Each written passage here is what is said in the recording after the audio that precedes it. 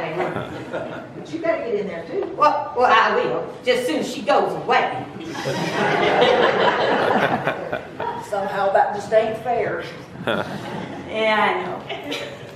All righty then. Well, hello, Missy. How are you this morning? Good, good.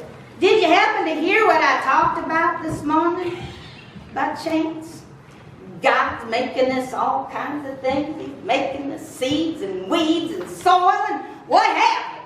But one thing I know that God has asked us to be, and that there is called a disciple. Now that's a big fancy word for what I'm thinking is just a deputy. So this morning, I'm going to give y'all some deputy stars, see? And then I'll tell you what you're going to do. Maybe Grandma, you can help her put her star on. What do you think, little lady? Can we do a star? Now, don't eat it. It's not candy. Okay. Now, Grandma, you may need to help her, too. Because with my trifocals, I can't see a thing. Grandmama's going to help you. Because I'm afraid I might not get this right. But I'll give it a try here. Let's see. Somebody's going to have Grandmama help. Well, now. Oh, I see.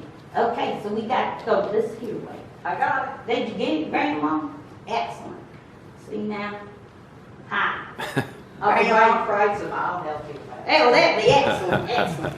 So now you probably saying, Preacher, how comes we's deputies of the Lord? Well, I tell you why you's a deputy of the Lord. Because as deputies, you get to help fix things that might go wrong. Now, what could possibly go wrong if we're all children of God? Well, now, that's a very good question. I'm glad you asked it. Hi. Well, you see, here's what could go wrong.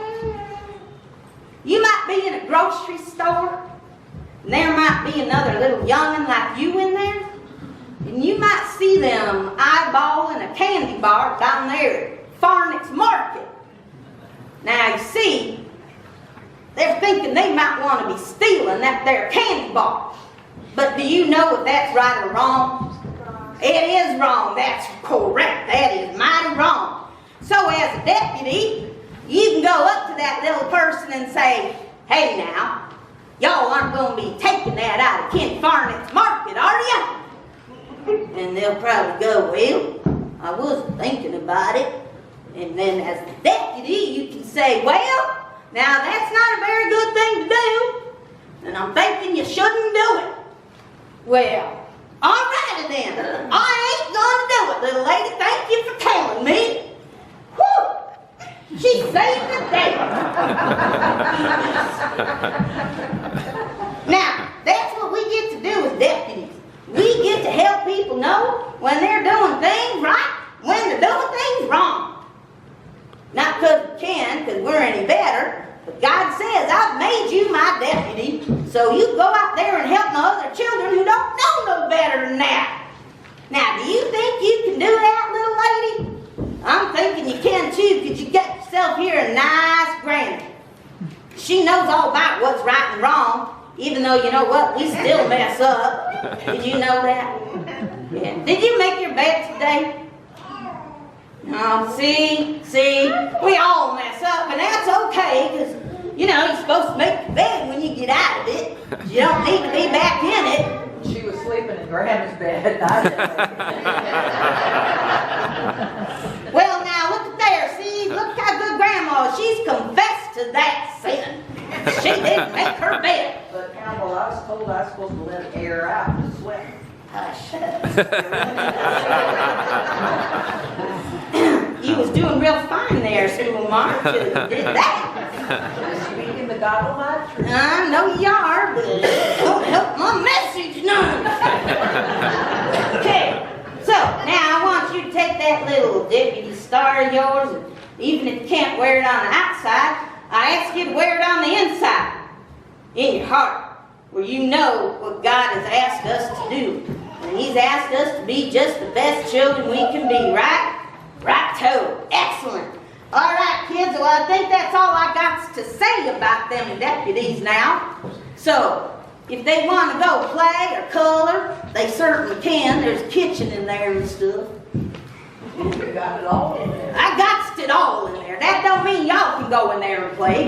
These here little ones can, so thank you so much for coming. Hey, do you want any more stars to hand out to your friends and make them deputies? All right. We should take some down to Moody Motors. They might need some of that. Maybe 2 or 3 stars. Just saying. Just saying. Can I take 2 for Matt Moody? Oh, you need more than 2. Good thing he ain't here. Just as Mama and Daddy are. But they know the truth, so it's all good. It's all good. Oh, yeah, I know. You want some too. Well, there you go, little one. Excellent. All right. Thank you for coming up and listening. Can I pass one out to Henri? Oh, please do. Please. Uh-oh. Look right there. Look right there. I thought for sure you were handing it to Mr. Baffy. Just saying. I didn't see old Baffy over there. Well, you know. You know. I'm just saying. He's one of the honoriest ones. I've heard tales of that. Oh, but he does some good work. Looking. He ain't even looking. He's just holding his hand out. He just holds it. Well, you know when you've heard the truth about you, the truth will set you free. Yeah. All right, now for you grown-ups. Here we go. Master, did you not sow good seed in the field? Where then did those weeds come from? And the master answered, an enemy has done this. And the slave said to him, do you want us to go and gather the weeds? And the master said, no, for in gathering the weeds, you would uproot the wheat along with them. Let them both grow together until the harvest.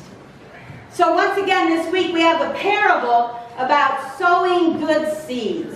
But the twist this week is that we know that we planted the seed in good soil.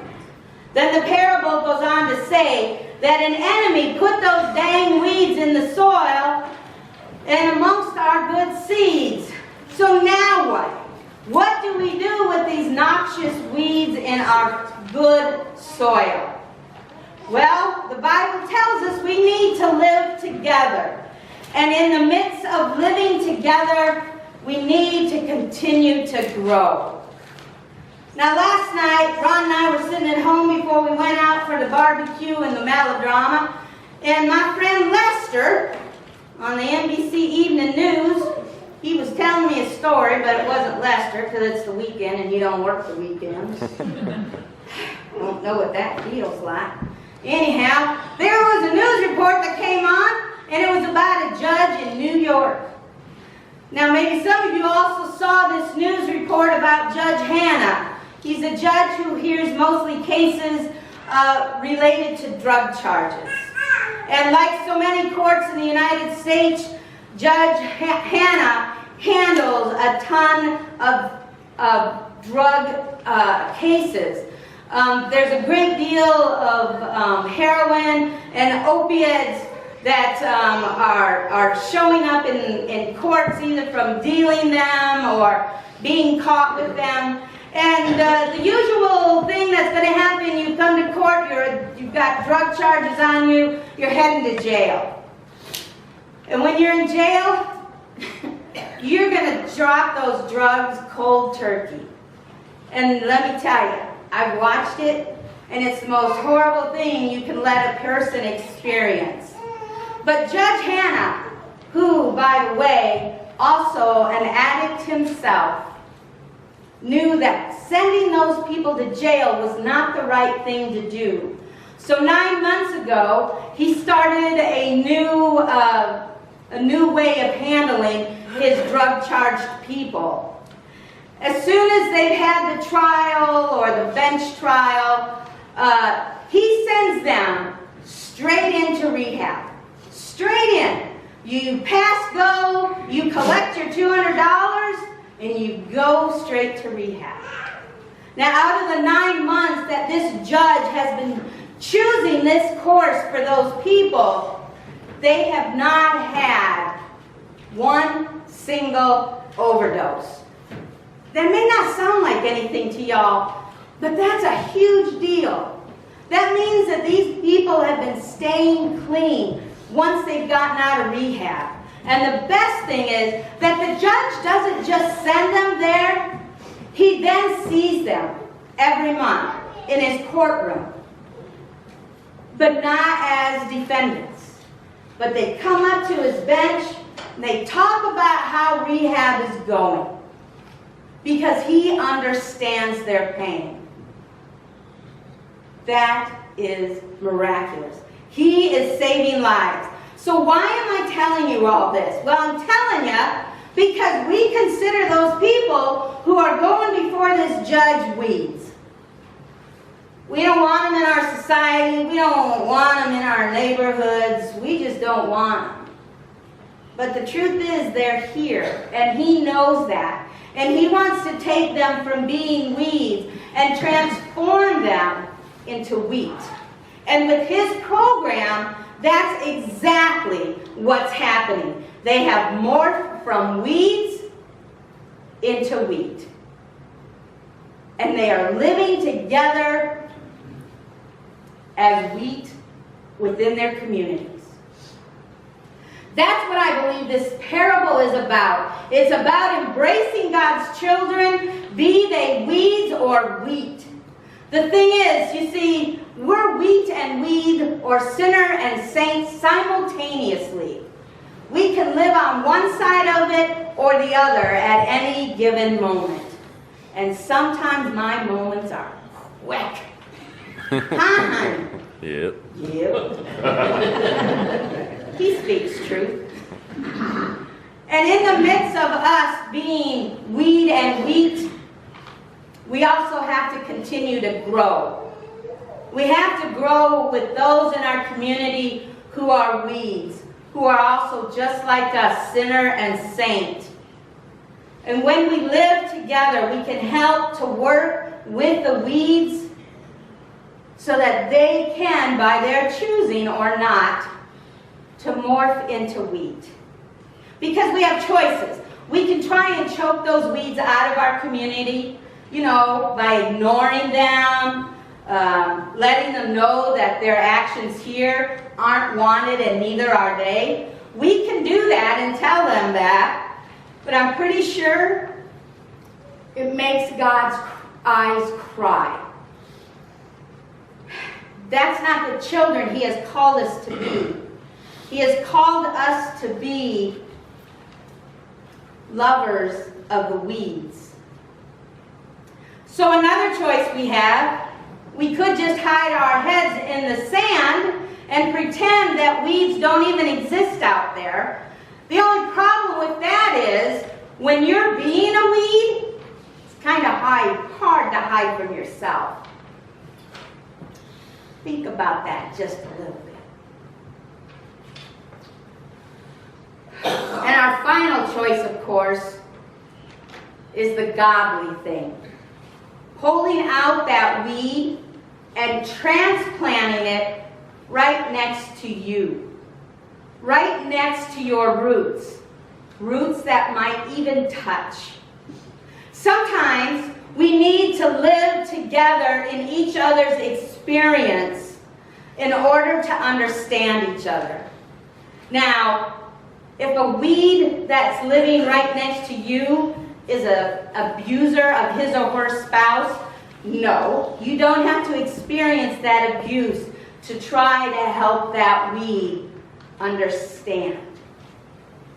That's not what I mean when I say we need to be able to understand each other. We need to understand what it's like to live a life as a plant of wheat.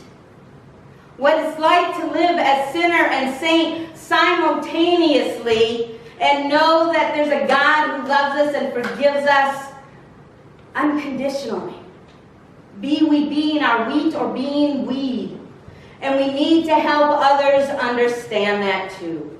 Just like our little cowpokes have their deputy badge to help others understand when things aren't going quite like they should and they want to steal that candy bar, we need to too. We need to have open, two-way conversation about what's going on. Why is that weed being a weed?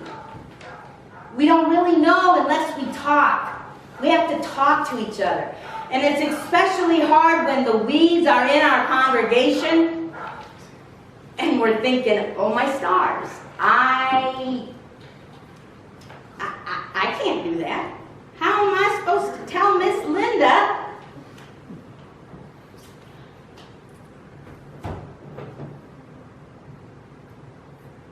she forgot to clean the church? How can I tell her that? I don't want to. It might make her mad. And she might leave. I don't want her to leave. Then she take her husband. And then her kids might leave. And their grandkids might leave. I can't tell her. But we got her. We got to call each other out. As hard as it is. Friend or foe. We have to call each other out on this stuff. We want to live in a world, well, the ideal world we want to live in would look like we can go tell Linda, hey Linda, you forgot to clean the church this week. Could you maybe write it larger on your calendar so you can see it? Just saying. By the way, you did not forget to clean the church.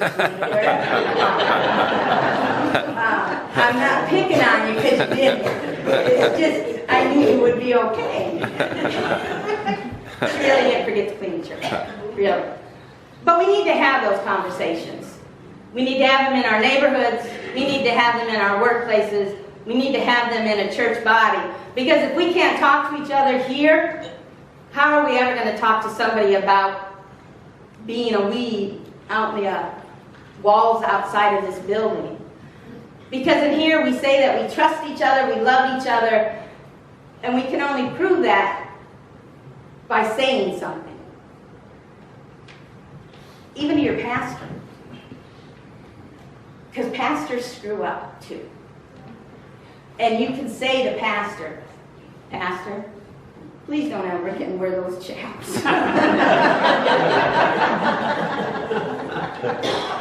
You kind of look like a Dorcosaurus.